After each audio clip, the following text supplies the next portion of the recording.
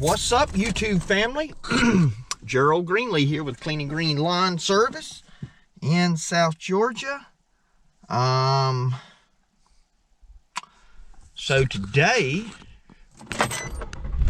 I've got the trailer behind me, but you might notice once I straighten out here anyway, there are no mowers on it.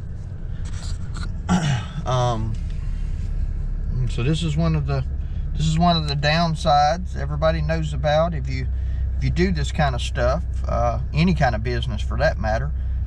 Every day is not a good day. I am having to take my trailer back to the manufacturer. I did order this through a dealer, and I decided to let me get off here. Let me put this address in my GPS real quick. Oh, hold on, there it goes, it come up. I did order this through a dealer, but the manufacturer is about, well, honestly, as close to me as the dealer is. And I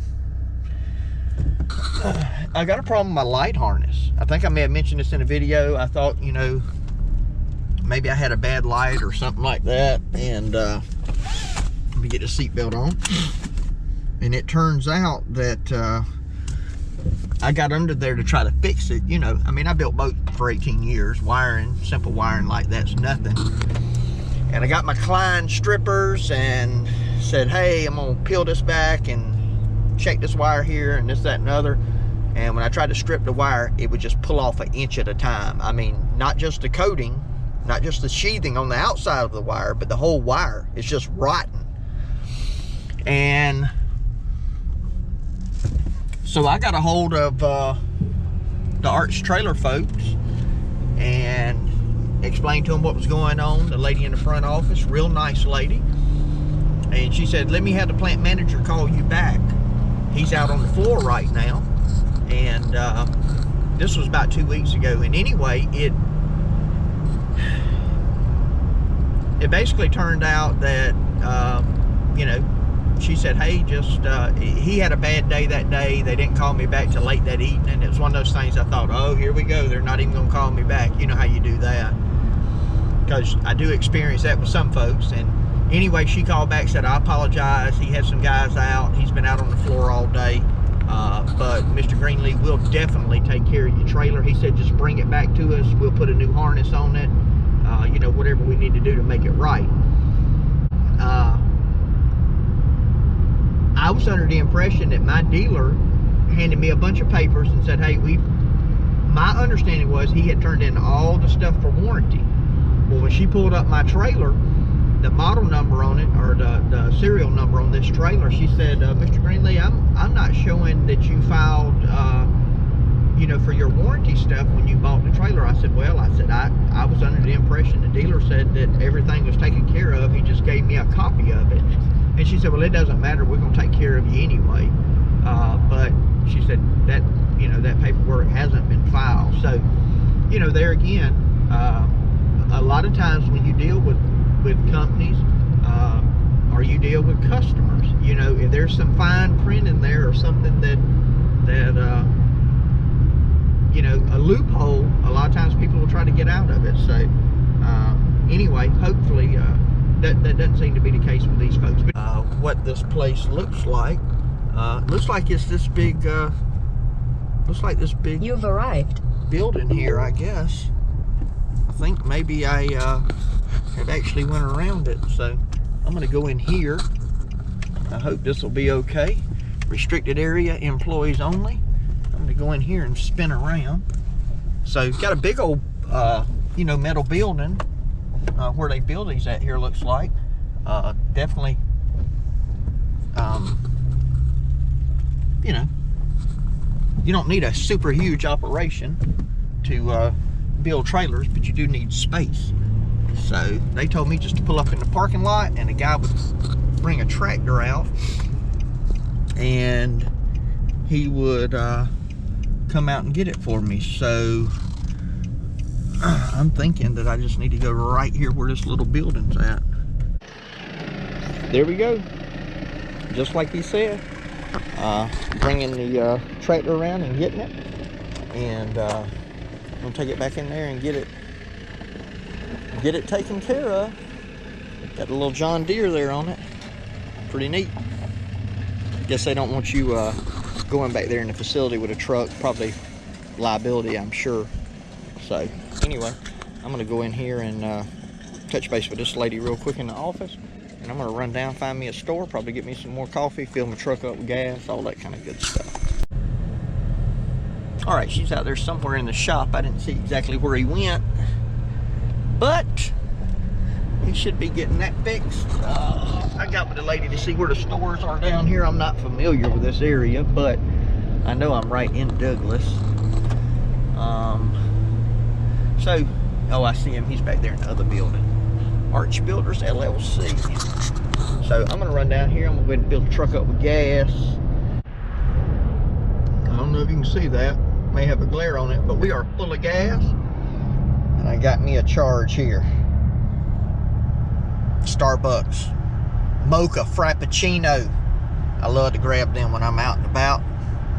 Probably a total waste of money, like $3.50 with tax, but anyway, it's all good.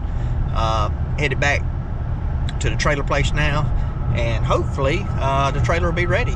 We'll see how they do on time. Oh, there she comes back. So yeah, it took 45 minutes, but still not too awful bad.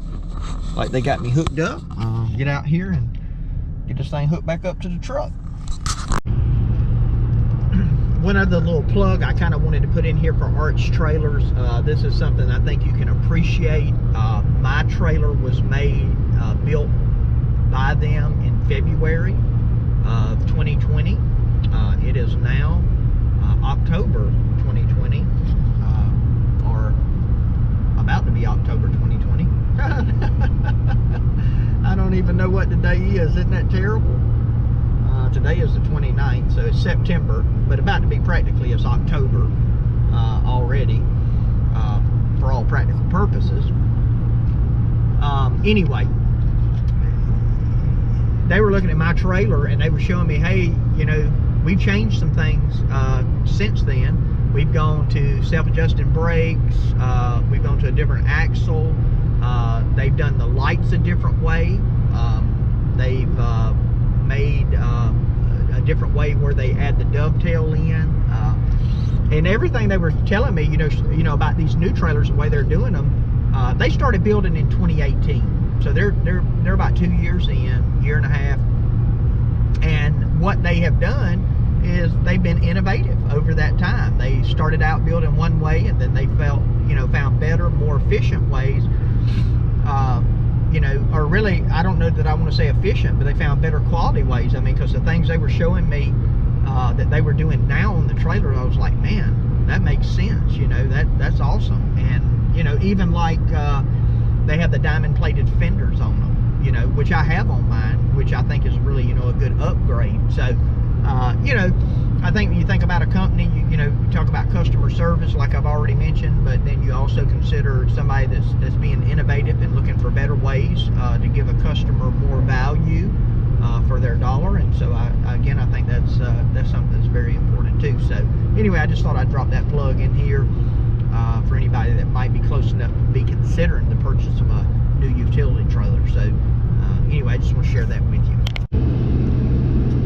All right, guys, I'm gonna let this and gals, I'm gonna let this camera run just a second, because I got something that I need to show y'all. I ended up having to take my trailer back, and when we get to the right part in the video, I'll try to slow this down. I can't remember, it may be over this next hill up here,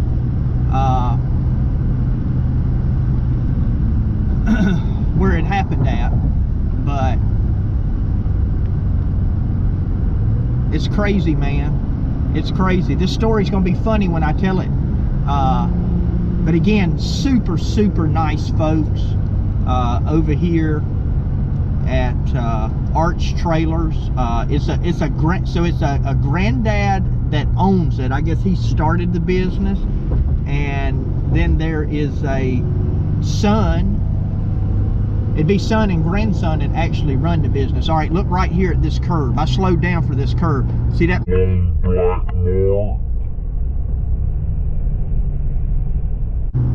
That's when I first noticed something wasn't right, and I thought, man, here's another black mark.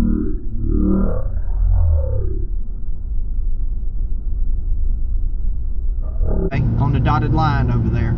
All right, so hopefully you saw those. Matter of fact, I'll keep it on the road. If you see a black mark on the left-hand side, you can pretty much bet a fresh one anyway that was me. Here's one where I tested it, and again, I may have, it may sound funny because I'll probably slow it down a little bit to try to show you those marks.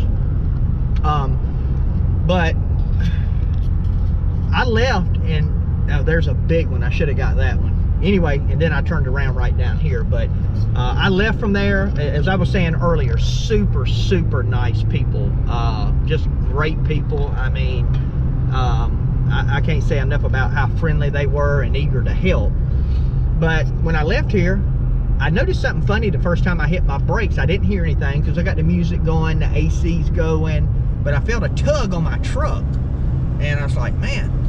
So then I looked through the rear view mirror and I could see smoke, blue smoke, every time I just ever so slightly touched the brakes. And I thought, so I turned my controller all the way down, the sensitivity, you know, the brake engagement, turned all that down. I mean, as much off as you can with a controller without unhooking it. And it was just burning that tire. I mean, the truck would not even be stopping like when the brake lights come on, you know. So I back in down here, get turned around, I go back down, and the guys come outside when they hear me coming in the parking lot plowing through the gravel with a brake. And they were in there trying to eat lunch. And so the son says, well, I knew when you left, I said, something sounded funny, but he said, I thought maybe it's just you turned hard on the gravel. And I was like, man, I don't know what's going on, but when I touch the brake, it just smokes that tire. And so I said, it could be my controller now. You know, I don't know if it is or not. I just know that it wasn't doing that on the way here. I know it's empty, but the brake shouldn't be locking. So he said, unhook it, grab my truck and hook up to it. So he hooked his truck up to it, same thing, plowing through the gravel in the parking lot. And so then I didn't take my GoPro with me, but he gave me the opportunity to go to, he said, let's go down to the shop and look at it. You can go with us. And so we go down there and I get to see their facility, you know, where they weld, paint, and assemble, put boards on, harnesses, all that kind of good stuff. And he gets in there and he says, well, it must be the brake adjustment. So he starts adjusting the brake and he hooks, you know, he still got his truck hooked up to it, sensitivity all the way down, backs up, pulls up, and it's still, it's not locking as bad because he's adjusted the brake some, but it's still locking. So he lays back down under there, and he tells his son, he says, oh my goodness, hand me a connector and hand me those pliers and this, that, and the other. What he had done is on that one hub, he had the brake light wire tied into the brake. And so if you just touch the brake pedal, it energized the brake. I mean, the truck wasn't even braking, the trailer wasn't braking, that one hub was braking. And so they took care of it for me. They thought it might have been a problem initially with the battery for the emergency brake if it comes loose, and they went ahead and put me a new battery in it. And just super good, super good guys. And I would definitely, I mean, the way they build these trailers, you know, their customer service. Now they sell in Georgia. I'll put a link in the description to Arts Trailers. Their dealers are in Georgia. They do not sell directly from there, obviously. You know, dealers would frown on that, but they go all the way up to North Georgia. So I know some of you might be watching. And they do primarily just build utility trailers. They quit building dump trailers simply because it's very time consuming and they can't keep up with the utility trailer demand. They have deposits on a lot of these trailers before they hit the dealership, and when they get there, guys come and pick them up, sometimes 2 at a time, they said. So, and I know that was my experience when I went. You know, the guy said, hey, we can have you one in 2 weeks, but you need to put a deposit on it, because once it hits the lot, it's first come, first served with no deposit. And they actually had an issue with that last week. A guy kind of got aggravated because he thought he had a trailer coming in, but he wouldn't put a deposit on it, and somebody else come in there and swooped it out from under him. So anyway, you know, and that's up to the dealer hire if he wants to handle that. But it's just it's kind of crazy, man. You know, but anyway, they got me fixed up. Everything is working well now. I didn't even know how. Now again, I've never had a trailer with brakes. I didn't even know how to adjust the brakes on it. I mean, you got that little I don't know what you'd even call it. It's a cylinder you can adjust in there. I mean, I know it's there, but I did watch him take it off, do the adjustments. So I do, at least if I have problems now, I know how to adjust them all real quick by just popping the piece off the back of the hub. So anyway, I am headed back home now. I was actually supposed to be home now. It's 12:26. GPS had me getting there at 12:30. Now it's going to be more like you know, 1:30, I guess, before I get there, depending on if I stop and eat or whatever. But I'm satisfied. They got everything working, and you know, standing behind their product, and I appreciate a business that does that.